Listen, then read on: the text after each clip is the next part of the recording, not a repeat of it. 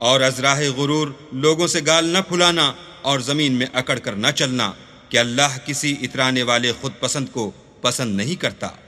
اور اپنی چال میں اعتدال کیے رہنا اور بولتے وقت آواز نیچی رکھنا، کیونکہ اونچی آواز گدھوں کی سی ہے اور کچھ شک نہیں کہ سب سے بری آواز گدھوں کی ہے۔ ألم تروا أن الله سخر لكم ما في السماوات وما في الأرض وأسبغ عليكم نعمه ظاهرة وباطنة ومن الناس من يجادل في الله بغير علم ولا هدى ولا كتاب